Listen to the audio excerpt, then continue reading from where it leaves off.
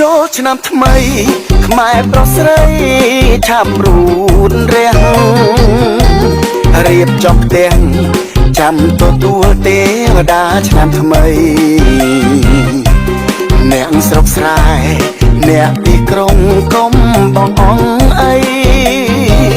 ចូលឆ្នាំថ្មីថ្ងៃយើងជួបជុំគ្នាសូមជូនពរជ័យបវរសុខសួស្តីផុតឆ្នាំចាស់ផ្លាស់ឆ្នាំថ្មីគ្មានភ័យរោគាសូមបានសុខឆាផុតទុក្ខទ្រពធនហូរហៀសូមជោគជ័យ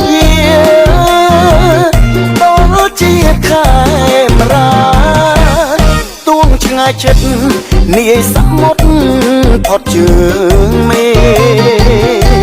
ឆ្ងាយអណាយដូចនៅចិត្តគៀកកិតអរាជាកូនខ្មែរមិនភ្លេចទេពូជពងសាវតាដល់ប្រទេសណាចូលឆ្នាំតូចគ្នា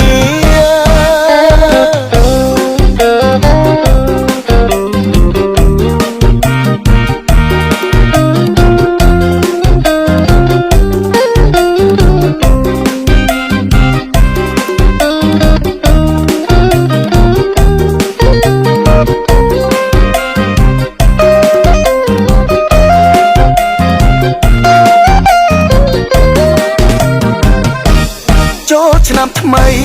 ខ្មែរប្រុសស្រីឆាប់រូនរាំងរៀបចំផ្ទាំងចាំទទួលទេវតាឆ្នាំថ្មីអ្នកស្រុកស្រែអ្នកទីក្រុងកុំបងអងអីចូលឆ្នាំថ្មីថ្ងៃយើងជួបជុំគ្នាសូមជូនពរជ័យបវរសុខសួស្តីអត់ឆ្នាំចាស់ផ្លាស់ឆ្នាំថ្មីគ្មានភ័យរោគាសូមបានសុខ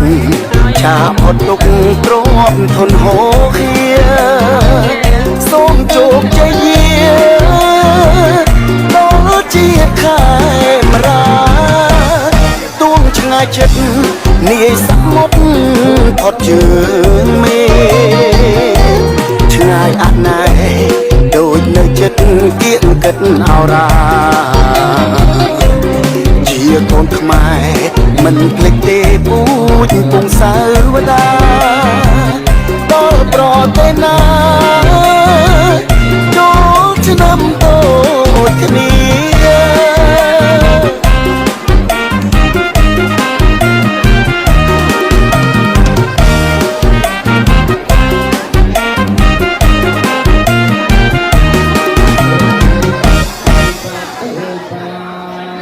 Sister